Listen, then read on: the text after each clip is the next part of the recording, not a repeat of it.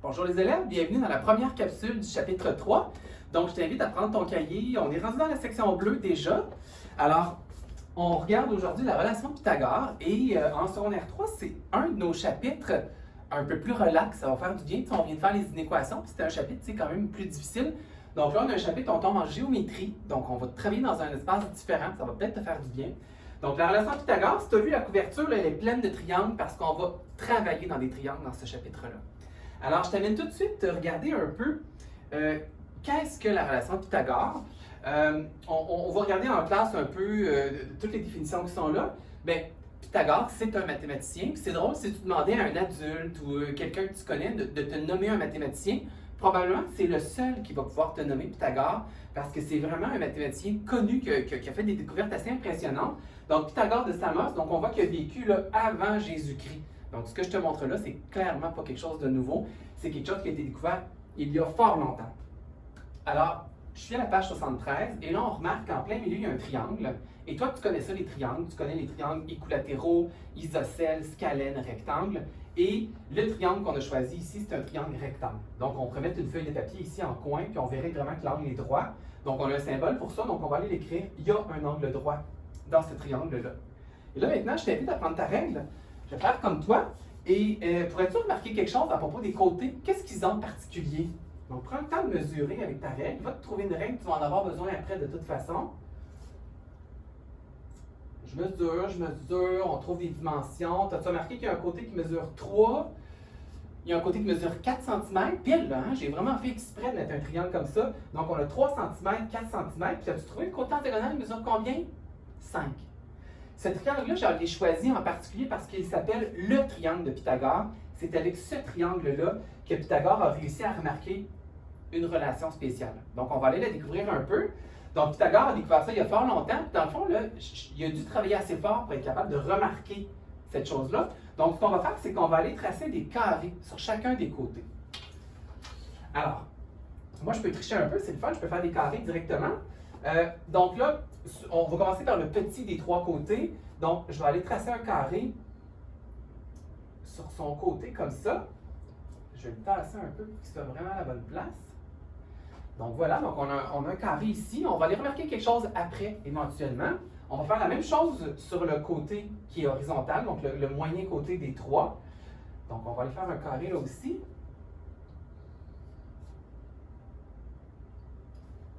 Comme ça.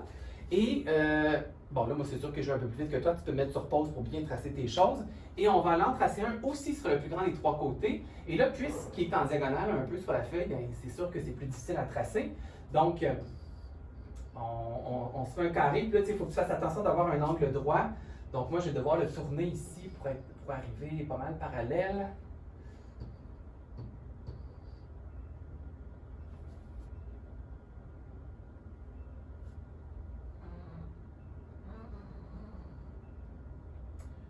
Bon, j'arrive-tu, moi?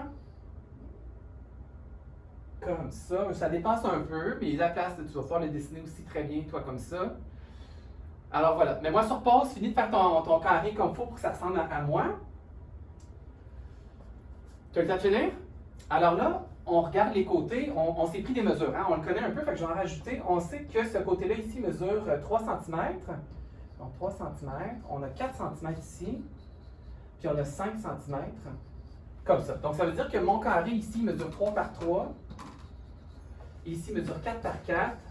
Et lui mesure 5 par 5. Toi, l'année passée, tu as passé un chapitre entier à regarder l'aire de toutes les figures géométriques. Donc, tu as bien sûr regardé le carré, tu as regardé le triangle, le trapèze, le losange, le parallélogramme. Tu les as toutes regardées. Et ce que je t'invite à faire, c'est d'aller trouver l'aire de ces trois carrés-là. Donc, je te rappelle un peu ce que tu faisais. Je vais l'écrire en plein milieu dans le carré pour qu'on voit un peu qu'est-ce que ça donne. Te rappelles-tu la formule de l'aire d'un carré? Donc, en mathématiques, on a le A majuscule qui est réservé pour le mot R. Donc, on l'utilise vraiment souvent. Et la formule ici, c'était C exposant 2. C au carré. Donc, tu as déjà utilisé ça. Donc, ici, le carré mesure 5 pour chacun de ses côtés. Donc, 5 exposant 2. Donc, on va trouver 5 fois 5. Donc, ça nous donne 25 cm². On fait la même chose pour les deux autres. Donc, l'aire ici, c'est encore C à la 2 parce que c'est un carré. Et ici, c'est 4 exposant 2. 4 fois 4, ça donne 16 cm². Et pour le dernier, ben, c'est encore la même chose. Donc, l'air ici, c'est 3 à la 2 et ça nous donne 9 cm². Et là, maintenant, c'est là que Pythagore est peut-être allé plus loin que nous. Il a remarqué quelque chose à propos des 3 carrés. Il a remarqué une relation mathématique entre ces 3 carrés-là. Et là, si tu étais en classe, je te demanderais, est-ce que tu vois quelque chose de spécial par rapport à 9, 16 et 25? Dans ce que les élèves nomment habituellement, il y en a qui remarquent que 9, 16 et 25, ce sont des nombres carrés. Évidemment, vous avez bien raison. Ensuite, il y en a beaucoup qui vont remarquer que si on prend le gros carré et qu'on enlève le petit carré, 25 moins 9, ça donne 16. Mais là, on peut le voir dans différentes façons. On peut voir que le petit avec le moyen, 9 plus 16, ça donne 25. Puis on pourrait aussi se dire que 25 moins 16, ça donne l'autre, ça donne 9. Donc c'est ça que Pythagore a été remarqué. Pythagore a nommé ça d'une façon particulière et on va utiliser exactement la façon dont il a nommé les choses. Donc, dans le rectangle ici, on va aller marquer la relation de Pythagore. Donc, ce que Pythagore a dit, c'est que l'aire du grand carré, donc le plus gros des 3, il l'a appelé C, est toujours égal à l'aire du petit carré plus le moyen carré. Donc, ça, c'est l'unique formule de notre chapitre. C2 est égal à A2 plus B2. Si on veut le dire correctement, il faudrait dire le carré de C est égal à la somme du carré de A et du carré de B. Mais dans la vie de tous les jours, souvent, on va dire C2 est égal à 2 plus B2. C'est une bonne façon pourtant de le retenir. Donc ça, c'est la relation de Pythagore. Et c'est un théorème en mathématiques. Un théorème, ça veut dire que c'est quelque chose qui est toujours vrai dans des triangles rectangles. Donc la condition de base, c'est qu'il faut avoir un triangle rectangle. Et il y a toujours cette relation-là qui existe entre les 3 carrés qu'on dessine autour. On n'aurait pas pu trouver de relation juste avec le périmètre. Il n'y en avait pas de relation. Pythagore a dû essayer puis il n'en a pas trouvé. Il fallait vraiment avoir l'idée de génie d'aller tracer des carrés sur chacun des côtés. Donc, c'est ce que Pythagore a remarqué. Donc là, Pythagore est allé un peu plus loin. Il a donné des noms à ces côtés-là. Puis ces noms-là vont te suivre en secondaire 3, 4 et 5, bien évidemment. Donc, Pythagore, ici, dans un triangle rectangle, il y a toujours un côté qui est le plus long des 3. Il est toujours en face de l'angle droit parce que c'est le plus grand angle parmi les 3. On sait que 180 degrés en tout. Donc, s'il y en a un 90 degrés, les deux autres doivent se partager 90 aussi. Donc, en face de l'angle droit, c'est toujours le plus long des 3 côtés. Et il a appelé ça hypoténuse. Donc, ça commence avec un H. Donc, hypoténuse. Hypoténuse, on l'entend, hein, ce n'est pas un mot qui vient du français, c'est un mot qui vient de la langue grecque. Parce que Pythagore a habité en Italie, il a habité en Grèce aussi, mais cette partie de mathématiques-là a été faite en grec. Alors, il y a l'hypoténuse qui est le plus grand des 3 côtés, et bien, toi, il va falloir que tu le reconnaisses. Donc, soit ça va être évident que c'est le plus long des 3, ou si c'est pas trop évident, tu te fies à l'angle droit et tu cherches juste en face. Après ça, les deux autres côtés, on dit que ce sont des côtés qui sont adjacents à l'angle droit. Donc, ils se rejoignent tous les deux au sommet de l'angle droit, ils touchent à l'angle droit, on les appelle des cathètes. Donc, cathète, ça prend un H. En grec, je pense qu'il y a bien des H. Nous autres aussi, il faut en mettre. Donc, cathète, C-A-T-H-E, accent grave, T-E. Donc, chacun des 3 côtés ont un nom. Tu remarques que les deux cathètes ont exactement le même nom parce qu'ils ont pas mal le même rôle dans la formule. Tu sais, on va pouvoir les intervertir facilement. Donc, dans un triangle rectangle, l'hypoténuse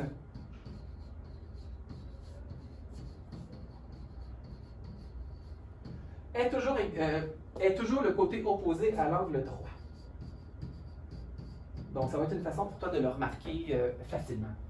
Donc, c'est un peu le travail que Pythagore a fait. Mais là, on vient de faire ça en 5 minutes, puis lui, ça a dû prendre des années de découvrir tout ça. Donc, ça s'est fait avec le temps. Donc, nous, c'est notre formule dans le chapitre. Donc là, est-ce que tu la sais déjà? C2 est égal à A2 plus B2. Puis, on va l'utiliser de toutes les façons possibles. Donc, on va te montrer ça. Et ce qui est pas mal extraordinaire, c'est que la relation de Pythagore, ça a amené une foule d'autres découvertes. On a été capable de découvrir des formules de distance entre 2 points. C'est à cause de cette formule-là que nos GPS fonctionnent aujourd'hui, en 2020. Donc, on doit quand même pas mal à la relation de Pythagore. En ingénierie, en architecture, on va utiliser beaucoup ce concept-là dans les triangles. Donc, c'est quand même un chapitre important, puis je pense que tu vas t'en rappeler longtemps de celui-là quand même. Donc, je termine à la page suivante. Donc, la relation Pythagore, elle peut servir de 2 façons différentes. Donc, on peut déduire des mesures de côté. Donc, c'est-à-dire que si on connaît 2 des 3 côtés, on va toujours être capable de trouver le 3e à cause de la relation de Pythagore. Donc, il y a 2 colonnes dans cette page-là. Je te fais 2 exemples, puis après ça, ce sera à toi de te pratiquer. Donc, de ce côté-là, si on cherche l'hypoténuse dans un triangle rectangle, donc dans l'exemple 1, on voit qu'on a un triangle rectangle, l'angle droit est là. Les 2 côtés qui lui sont adjacents, on les appelle des cathètes, donc une mesure 12, l'autre mesure 20, et on cherche à savoir l'hypoténuse, elle mesurerait combien. Et ce qui a été difficile pour Pythagore, c'est que la plupart du temps, en fait la majorité du temps, l'hypoténuse est toujours un nombre irrationnel. Donc c'est très très rare qu'on va tomber sur un nombre entier. Je vais en mettre qui arrivent sur des nombres entiers parce que c'est facile, parce que quand on apprend c'est plus facile, mais tu vas souvent tomber sur des nombres à virgule. Donc quand tu as besoin de résoudre cette relation-là, première chose, tu m'écris ta formule. Donc C2 est égal à 2 plus B2. Ici, il faut que tu te poses la question, est-ce que je cherche C, A ou B? C, obligatoirement dans la relation de Pythagore, c'est l'hypoténuse. Obligatoirement. Et le A et le B, ça c'est pas grave, ça peut être un, ça peut être l'autre, en autant que ce soit une des 2 cathètes. Donc, ta deuxième ligne, tu remplaces. On cherche C. Le A ici, ben, je vais prendre la plus petite des 2, donc je vais prendre 12. Donc, 12 exposant 2, plus 20 exposant 2, comme ça. Nous, on cherche l'inconnu C. Il y a une seule bonne réponse, donc on résout une équation. Et là, tu vas remarquer, tout à coup, on a des exposants. Donc là, ce que tu es obligé de faire, tu es obligé de calculer les exposants qui sont placés du côté droit de la formule. Donc, C2, donc 12 à la 2, c'est 12 fois 12, donc c'est 144. Plus 20 fois 20, c'est 400. Alors, une fois que tu as trouvé les 2 carrés ici, là, tu l'as vu, tu sais, moi, je suis allé dans ma tête là, parce que 12 à la 2, c'est 12 fois lui-même fois 12, puis ça fait partie des tables de multiplication du primaire, donc ça donne 12 fois 12, 144. Le 20 fois 20, tu sais, 2 fois 2, ça donne 4, c'est pas trop difficile à trouver non plus. Mais si toi, tu n'es pas trop à l'aise, bien, sur ta calculatrice, tu as un exposant 2 que tu devrais connaître. Donc là, moi, il est en plein milieu sur ma calculatrice. J'ai un bouton qui est dédié à ça, c'est X exposant 2. Il n'y a pas beaucoup de modèles de calculatrices qui ont ce petit bouton-là. Il y en a plusieurs qui vont avoir un accent circonflexe, donc tu écrirais 12, ce bouton-là pour dire que tu veux un exposant, puis après ça, tu irais dire l'exposant 2. Tu vas trouver 144 aussi. Beaucoup de calculatrices, ils ont un Y exposant X. Donc, c'est le même bouton à chaque fois, mais là, ici, il va falloir que tu dises que c'est un exposant 2. Donc, tu ferais 12, ce bouton-là, 2 ensuite. Tu vas trouver, il y en a quelques-uns que c'est le contraire, c'est X à la Y, là, mais tu sais, c'est ces boutons-là. Donc, ça veut dire que tu t'habitues avec ta calculatrice. Le jour de l'examen, tu vas être avec ta calculatrice pour être à l'aise parce que ces boutons-là changent de place d'un modèle à l'autre. Donc, tu vas être capable de trouver ça.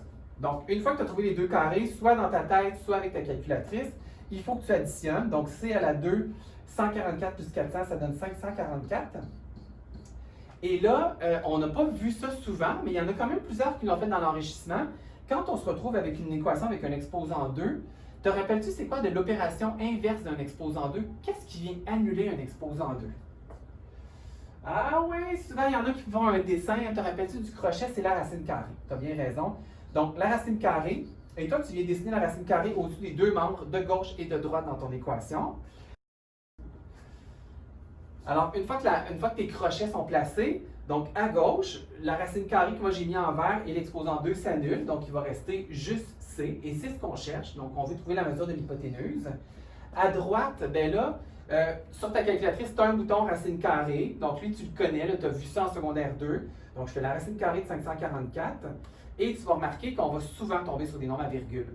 On tombe sur des nombres irrationnels. On l'a vu, les nombres irrationnels, on a pi, puis la racine carrée des nombres premiers, bien souvent on va tomber sur ce cas-là ici. Dans le 544, il y a des facteurs premiers, donc on tombe sur un nombre irrationnel. Donc, je ne sais pas si tu le fais sur ta calculatrice, tu peux l'essayer, voir si tu y arrives bien. Ça te donne 23,3238. Là, ici, on va être obligé de dire qu'on est obligé d'arrondir la réponse si on veut donner une réponse. Donc, on va aller écrire 23,32. Puis là, il va toujours falloir que tu regardes les millièmes pour bien arrondir. Donc là, mes millièmes sont à 3, donc je n'ai pas besoin de hausser les dixièmes. Et tout ça est en centimètres ici, comme ça. Donc, ça veut dire que l'hypoténuse, donc on a une cathète qui mesure 12, on a une cathète qui mesure 20, et l'hypoténuse, elle, c'est le plus long des 3 côtés, donne 23,32. Là, tu peux quand même vérifier ta réponse. Si ça devait te donner 12, tu sais que ça ne se fait pas, l'hypoténuse, c'est le plus grand des 3 automatiquement dans un triangle rectangle. Donc, il faut que ça te donne quelque chose de plus grand. Donc, selon les côtés, tu vas finir par voir un peu quel genre de réponse on va y arriver. Donc, c'est la première partie. Donc, si tu as besoin de trouver l'hypoténuse, c'est ce que tu fais. De l'autre côté, si tu regardes dans le triangle rectangle, on connaît déjà l'hypoténuse, donc c'est 10. On connaît la cathète 8 et on cherche l'autre cathète B. Donc, le début, ça se ressemble, c'est presque pareil. Donc, je marque la formule. Le carré de C qui est égal au carré de A plus le carré de B. On remplace tout ce qu'on connaît là-dedans. Donc là, cette fois-ci, c'est le B qu'on cherche, donc l'inconnu, ça va être le B. Donc le C, c'est obligatoirement l'hypoténuse, donc je place 10 à la 2 ici. Le A, je vais placer 8 à la 2, plus B à la 2 comme ça. Donc 10 à la 2, ça donne 100, c'est 10 fois 10. 8 à la 2, c'est 8 fois 8, donc c'est 64. Et il nous reste B à la 2 ici. Et là, contrairement à l'autre côté, notre inconnu n'est pas déjà isolé. Donc, on a un petit peu plus de travail à faire de ce côté-là. Il va falloir que tu isoles le B. Donc, il faut que je me débarrasse de ce qui est autour du B. Il faut que je me débarrasse du 64.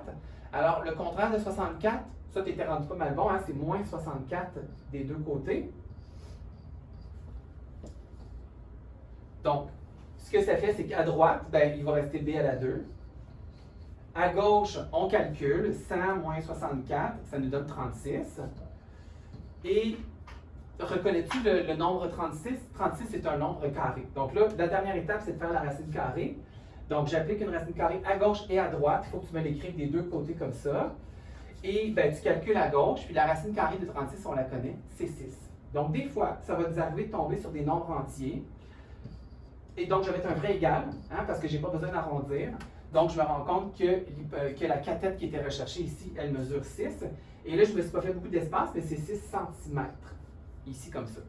Donc, deux nouvelles démarches pour toi. Comment trouver l'hypoténuse, comment trouver la cathète. Maintenant, c'est à toi de te pratiquer. Alors, je te montre tout de suite ce que tu as à faire. Donc, de l'autre côté, je t'ai mis différentes sortes de triangles. Tous des triangles rectangles, parce qu'on va uniquement travailler là-dedans dans ce chapitre-là. Et tu vas t'affairer à trouver les mesures qui sont manquantes, parfois des hypoténuses, parfois des cathètes. Et là, je te fais tout de suite remarquer qu'on a mis différentes lettres là, au hasard. Verset numéro 1, j'ai mis que A est un inconnu. Mais toi, quand tu vas écrire ta formule, C2 qui est égal à A2 plus B2, tu sais, Pythagore, il a décidé qu'il a pris les 3 premières lettres de l'alphabet pour sa formule, mais lui, son C, c'est obligatoirement l'hypoténuse. Donc là, toi, ton hypoténuse, ça s'appelle A ici. Fait que là, il faut juste que tu fasses attention que c'est C que tu cherches pareil, parce que Pythagore l'a appelé C l'hypoténuse. Donc, ta deuxième ligne, il faudrait quand même que tu cherches C. On pourrait dire qu'on cherche A, là, on pourrait le remplacer par un A, puis ce ne serait pas faux. Mais peut-être, j'essaie de te mettre ça le plus simple possible. Puis après ça, ben, le A et le B, c'est les deux cathètes, donc tu les connais ici. Donc, il y a 2,5 à la 2 plus 7 à la 2. Puis là, après ça, ben, il te reste à ta démarche à faire ordinaire. Donc, voilà pour ça. Fait que tu en as quelques-uns pour te pratiquer ici. Évidemment, le corrigé va apparaître à la fin de la capsule. Donc, au numéro 2 aussi, tu as la même chose à pratiquer. Dans un tableau comme ça ici, je voulais juste regarder avec toi, tu sais, quand on n'a pas de démarche à faire et qu'on veut que ça aille rapide sur la calculatrice, si je cherche l'hypoténuse, on peut le pitonner quand même assez rapidement. Donc moi, je t'ai mis de la place pour faire tes démarches tout le tour, mais si tu veux gagner un peu en vitesse, quand on cherche l'hypoténuse, là, on cherche le C. Et pour y arriver, il faut faire une racine carrée. Hein, tu sais, il y a une racine carrée à faire à la toute fin. Puis la racine carrée de ce qu'on fait, c'est toujours de la somme des deux cathètes. Donc de A2 plus B2. Fait que si toi, tu veux vérifier ta réponse vite, puis que tu n'as pas besoin de faire une démarche parce que je ne te la demande pas, ben tu peux faire ça comme calcul assez rapidement. Fait que ce que ça fait sur ta calculatrice, ben tu écrirais, tu sais, je vais l'écrire comme ça, là, sur la calcul, tu écrirais ben, une racine carrée. La plupart de vos calculatrices, il faut mettre des parenthèses par contre pour qu'ils comprennent qu'il faut qu'ils fassent la somme des deux. Et là, tu mettrais les deux cathètes 20 à la 2 plus 20 à la 2. Puis tu devrais être capable de calculer ça, le one shot sur ta calculatrice, puis ça va aller vite, vite, vite. Ma question pour toi, c'est si tu cherches une cathète, quel genre de calcul rapide tu peux faire? Pense-y. C'est quelque chose qu'on va se nommer en classe si jamais tu n'as pas trouvé. Si tu n'as pas trouvé, ben, je t'invite à faire ta démarche tout au long, puis à l'essayer. Tu l'as fait dans les pages précédentes, donc ça devrait bien se passer pour toi. Et c'est déjà ce qui met fin à cette première capsule de la relation de Pythagore. Dans ce chapitre-là, tu auras remarqué qu'il n'y a pas de cahier de devoir, parce qu'on est au mois de novembre, parce que c'est un mois peut-être un peu plus difficile, hein? Pas beaucoup de luminosité, on est plus fatigué. Donc, profites-en, ça va te sembler un peu plus facile, mais ce n'est pas parce que c'est plus facile que ça va juste être du facile. Il y aura des petites pages qui vont être un peu plus difficiles de temps en temps. Donc, pratique-toi comme il faut, fais tous les exemples. Ton devoir, c'est de terminer jusqu'à la fin de la page 77 aujourd'hui. Et puis, avant d'aller voir le corrigé, ben, fais pause. Mets-moi sur pause. Puis après ça, quand tu as fini tes choses, tu iras te corriger, voir si ça marche bien. Puis ben, en classe, si tu es en classe ou à la maison, ben, on n'est pas trop loin, soit sur Teams, soit en classe. Et puis lève ta main, ben, on va t'aider, c'est sûr. Bonne fin de journée! Hey, là, je termine la capsule, puis je me rends compte que je t'ai dit n'importe quoi. Là, je t'ai dit que je vais peut-être le corriger à la fin, là, mais le corriger, Ariane est tellement son affaire qu'elle nous a déjà mis ça à la fin. Donc, dans ton chapitre 3, quand tu arrives à la toute fin, là, juste avant la prochaine couverture, ben, tu as aussi une feuille pour regarder pour le bonus, comme tu es habitué. Puis, tu as déjà le solutionnaire qui est là, fait que tu peux déjà te corriger si tu veux. Alors, va voir ça si tu as besoin de te corriger. Bon travail!